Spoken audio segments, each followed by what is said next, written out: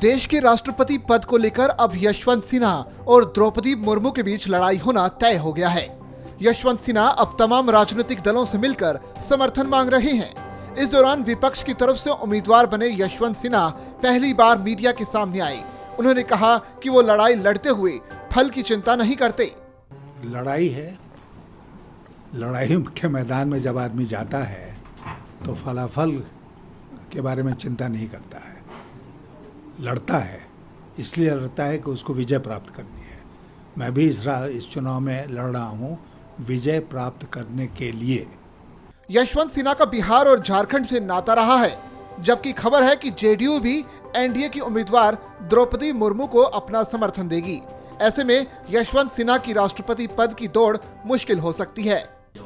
मैंने वो ट्वीट नहीं देखा है जो अभी आपने बताया है, लेकिन हम अगर चुनाव लड़ रहे हैं तो हर वोटर से मिलेंगे, सबका समर्थन मांगेंगे। और बिहार, मुझे लगता है कि बिहार झारखंड के ऊपर मेरा एक तरह से विशेष अधिकार है क्योंकि मैं वहाँ का हूँ। वैसे यशवंत सिन्हा राष्ट्रपति पद के लिए विपक्ष की पहली चॉइस नहीं थे। उनसे पहले विपक्ष की तरफ से सुझाए गए 3 उम्मीदवार अपना नाम वापस ले चुके हैं। इस पर भी यशवंत सिन्हा ने अपनी बात रखी। मेरा ये कहना है कि मैं मानता हूँ कि मैं चौथा उम्मीदवार, चौथा कैंडिडेट हूँ। 3 कैंडिडेट्स ने पहले ना कर दिया, तो चौथे कैंडिडेट के रूप में मेरे नाम पर सहमति बनी। ठीक है ना। जीवन में बहुत बार मेरे साथ ऐसा हुआ है कि मैं सेकंड चॉइस रहा हूँ, फर्स्ट चॉइस नहीं रहा हूँ, लेकिन किसी परिस्थितिवश सेकंड चॉइस होते हुए भी वो पद हम ही को मिला और उसका पूरा हमने उपयोग किया राष्ट्र हित में। इस बार सेकंड उम्मीदवार नहीं, 4th उम्मीदवार हैं, तो हमारे जीत की संभावना भी डबल हो जाती है।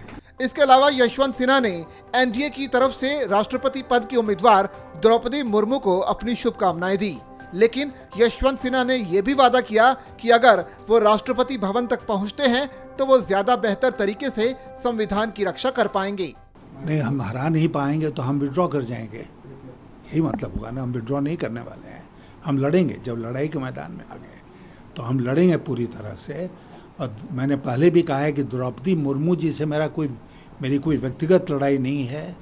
उनको मैं बहुत अच्छी तरह से जानता हूँ, अपनी शुभकामनाएं देता हूँ, लेकिन ये लड़ाई है मुद्दों की, ये लड़ाई है भारत के संविधान को बचाने की। और मैं इतना विश्वास के साथ आपसे कह सकता हूँ कि राष्ट्रपति भवन में होने पर मैं ज़्यादा संविधान की रक्षा कर पाऊंगा उनके मुकाबले। मतलब साफ है कि किसी भी हाल में यशवंत सिन्हा राष्ट्रपति उम्मीदवारी से अपना नाम वापस नहीं लेंगे। लिहाजा अब यशवंत सिन्हा भी एनडीए में शामिल दलों से भी अपने लिए समर्थन मांगेंगे। देखना होगा कि राष्ट्रपति चुनाव में यशवंत सिन्हा को कितना समर्थन मिल पाता है।